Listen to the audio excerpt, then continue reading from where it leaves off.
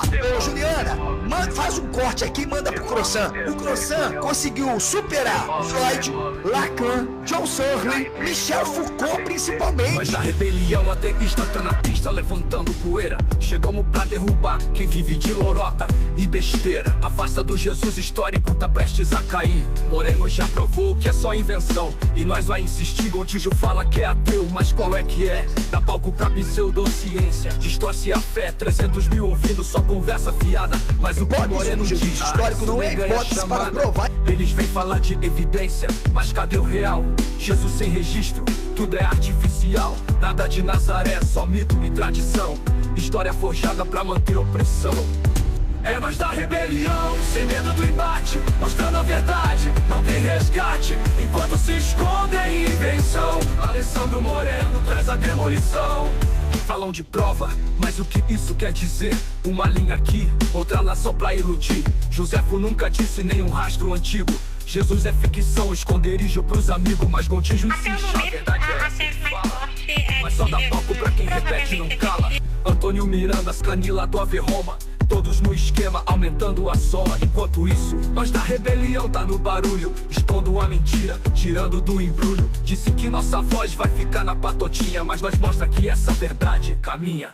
É nós da rebelião, sem medo do embate, mostrando a verdade, não tem resgate. Enquanto se esconde em invenção, Alessandro Moreno traz a demolição. Da rebelião, sem medo do embate, mostrando a verdade, não tem resgate. Enquanto se esconde em invenção, Alessandro Moreno traz a demolição. Olá, rebeldes do pensamento crítico. Hoje vamos mergulhar em um tema que causa desconforto até mesmo entre os acadêmicos: a figura de Jesus e a hipocrisia das narrativas históricas que tentam sustentá-la. Preparem-se,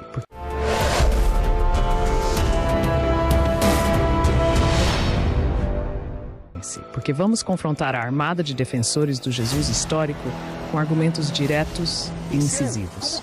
Um debate acirrado está por vir, e não podemos nos calar diante das distorções e da desinformação. Sem mais delongas, o vídeo do professor José Alessandro Neves traz à tona toda a indignação necessária para abrir nossos olhos. Saudações, guerreiros da razão. Hoje, temos uma oportunidade valiosa de questionar e desafiar a narrativa dominadora sobre a figura de Jesus, que é muitas vezes tratada como um fato indiscutível por uma legião de defensores da fé. O professor José Alessandro Neves se une a nós para desmascarar esses mitos. Ele aponta a fragilidade da hipótese do Jesus histórico e a forma como muitos historiadores se agarram a ela como se fosse uma verdade absoluta. Neste vídeo, ele não apenas critica figuras proeminentes como Daniel Gontijo e Juliana Cavalcanti, mas também nos convida a refletir sobre a manipulação de dados históricos e a construção de narrativas que muitas vezes favorecem interesses religiosos. Vamos prestar atenção nas falácias que permeiam esse debate e nos prepararmos para uma análise crítica e corajosa, assim como o professor nos ensina. Agora fiquem ligados, pois a indignação e o conhecimento que serão apresentados são de suma importância para todos nós que nos recusamos a aceitar verdades sem questionamento. Vamos ao vídeo.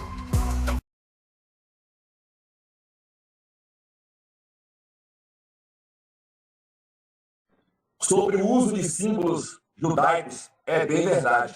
O judaísmo, o cristianismo, ele é um sincretismo feito com a religião judaica, com o apoio de judeus no escritório Flaviano. Havia judeus lá no escritório dos Flávios? Havia?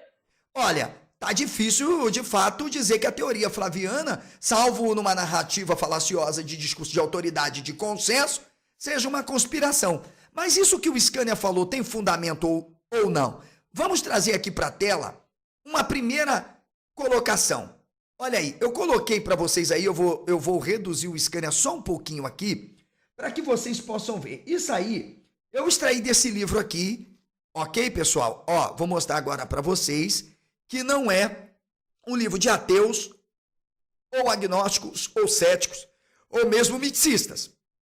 O Império Persa entrou em decadência após o reinado de Dário, sofrendo derrotas sucessivas das colônias gregas, tendo a primeira derrota acontecida ainda durante o seu reinado em 490, antes da dominação do Império Romano na Palestina, sobretudo, primeiro século. A derrota final aconteceu durante o reinado de Dário III, por volta do ano 334, por Alexandre Magno da Macedônia, dando início à civilização helenística.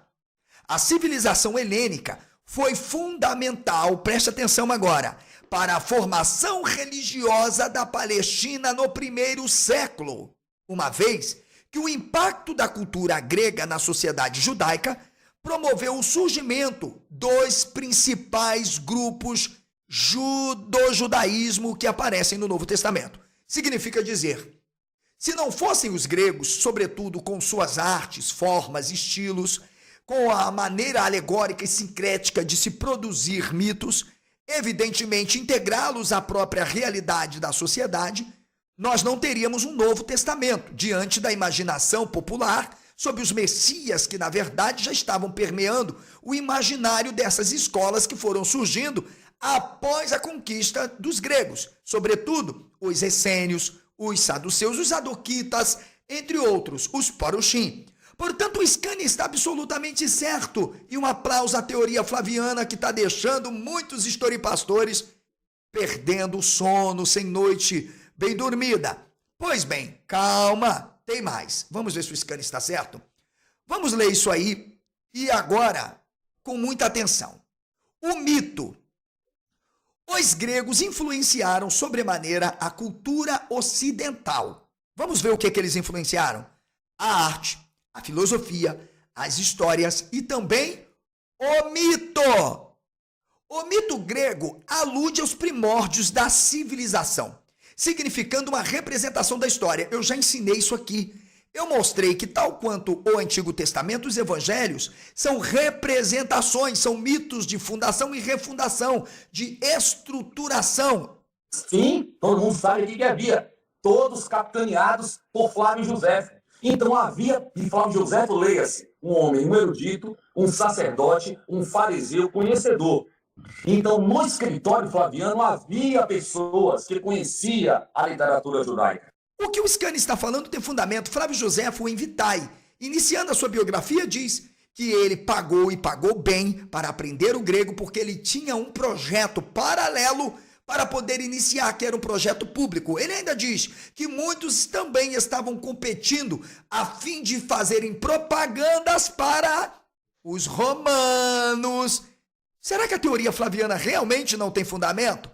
Continua, Scania. Que sabia dos costumes judaicos. Isso estava lá em Roma. Quem mais não sabia de fato como preparar um imaginário coletivo, se não Flávio Josefo? Quando a gente, portanto, analisa que Roma sincretizou a religião das nações que ela conquistou, por que ela não teria feito isso com os judeus? Opa, peraí, eu vou ler aqui. Segura aí, Scania. Não, você tá com pseudagem. Não, eu não vou aceitar isso não. É isso que vai acontecer a partir justamente dos elementos da comunidade dos essênios que influenciavam o conceito de um Messias. Fez isso com os gregos, com a Grécia, fez isso com o Egito, fez isso com a Gália, fez isso com a Britânia, fez isso com a Pérsia, fez isso com a Fenícia, fez isso com a Judéia, Cartago, Germânia, Etrúria. Por que não teria feito isso com os judeus? Para os judeus, a influência do povo grego gerou grandes conflitos internos, como é descrito nos livros dos Macabeus. Ele está retratando todo aquele processo que, de fato, página 19, culminou na helenização dos judeus, até que com a conquista dos romanos sobre os gregos, todo um projeto, de fato, de sincretização vai acontecendo, que culmina entre os anos 230 até, no caso, os séculos posteriores. Então, por favor, gente, o Scania, mais uma vez, está absolutamente certo. Tá aqui, os fundamentos históricos, da Palestina do primeiro século. Eu vou aguardar essa galerinha que está se cagando toda para tentar refutar a teoria flaviana. Os flavianos acabaram de tomar o poder. os flavianos não tinham divindades. E o próprio Chevitares, em seu livro aí, diz, aliás, o próprio Crossan, que é patrono aí da escola chevitaresiana, Vespasiano precisava de todas as profecias que pudesse encontrar. Inclusive, ele encontrou uma no próprio Flávio Joséfo, que não só historicizou o Antigo Testamento, mas ele também criou o imaginário coletivo, preparando para justamente a sua sátira. Quando ele diz, e eis que eu vi um sinal, que aconteceu algo extraordinário, porque se muitos que viram não estivessem vivos, não acreditariam. E eis que o céu se abriu e apareceram carros de fogo e cavalos e homens com armas. E eis que um como filho do homem nas nuvens. Onde foi que você leu isso mesmo, hein? Observe, curiosamente, essas profecias se encontram onde? No Novo Testamento. Se a audiência é helenizada, tudo bem, é uma hipótese. Se a audiência é helenizada, não precisaria dele estar traduzindo ao Lé, por pretório. O Lé já é grego. Opa, segura aí, Scania.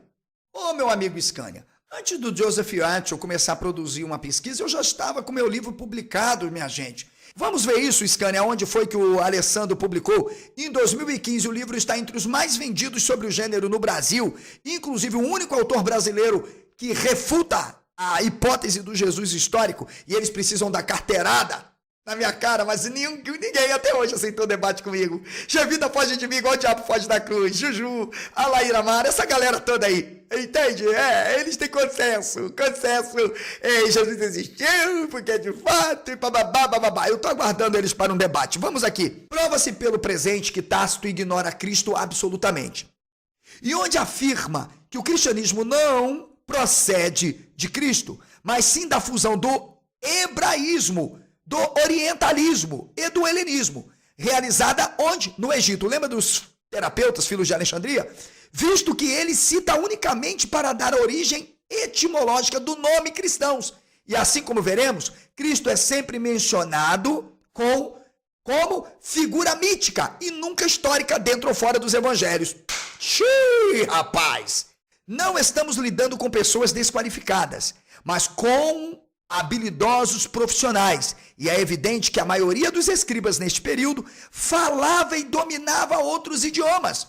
Porque os evangelhos não estão sendo escritos, claro, minha gente, por leigos, por pessoas que não sabiam ler e escrever, mesmo que algumas falassem o grego, ou a grande maioria, já que o grego se tornou universal, falado em qualquer borogodó. Mas para o chevita, não. Em Nazaré ninguém falava grego, Jesus era um analfabeto, Jesus só falava aramaico. E é isso que eles chamam de pesquisa séria.